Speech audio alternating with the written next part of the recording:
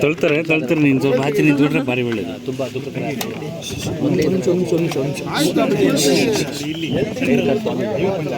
ಅವ್ರ ಕುಟುಂಬಕ್ಕೆ ಧೈರ್ಯ ತುಂಬುವಂಥ ಕೆಲಸ ಮಾಡಬೇಕು. ಸೊ ನಾವು ಮಾಧ್ಯಮದ ಮುಖಾಂತರ ನೋಡಿದ್ವಿ, ಗೊತ್ತಾಯಿತು.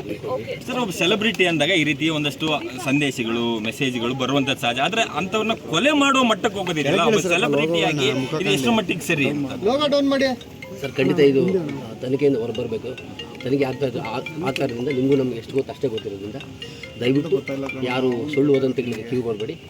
ಸತ್ಯಾಸತ್ಯತೆ ತನಿಖೆಯಿಂದ ಆಚೆ ಬಂದ. ಸುಳ್ಳು ವದಂತಿ ಏನಿಲ್ಲ. ಪೊಲೀಸ್ ಕಮಿಷನರ್ ಅವರೇ ಒಂದು ಪ್ರೆಸ್ ಮೀಟ್ ಅನ್ನು ಮಾಡಿ ಹೇಳಿದ್ದಾರೆ. ಅಂದ್ರೆ ಇದರಲ್ಲಿ ನೇರವಾದ ಆರೋಪ ಇರೋದ್ರಿಂದ ಇದು ಸಿಕ್ಕಂತ ಸಾಕ್ಷಿ ಆಧರಿಸಿ ದರ್ಶಕರನ್ನ ವಶಕ್ಕೆ ಪಡೆದಿದ್ವಿ, ಅರೆಸ್ಟ್ ಮಾಡಿದ್ವಿ ಅನ್ನುವಂಥದ್ದು. ಸೊ ಅಂದ್ರೆ ಈ ಸದ್ಯಕ್ಕೆ ಕೇವಲ ಆರೋಪಗಳಿಗೋಸ್ಕರ ಕೇವಲ ಅಲ್ಲೋಗಿ ವಿಚಾರಣೆ ಮಾಡೋದು ಮಾಡ್ತಾ ಇದ್ರೆ, ಅರೆಸ್ಟ್ ಮಾಡ್ಕೊಂಡು ಬಂದು ಕರ್ಕೊಂಡ್ ಬಂದಿದ್ದಾರೆ ಅಂದ್ರೆ ನೇರವಾಗಿ ಅವ್ರಿಗೆ ಆರೋಪ ಅಂದ್ರೆ ಅವ್ರು ಭಾಗಿಯಾಗಿದ್ದಾರೆ, ಅವರೇ ಅಸಾಲ್ಟ್ ಮಾಡಿದ್ದಾರೆ ಅಂತ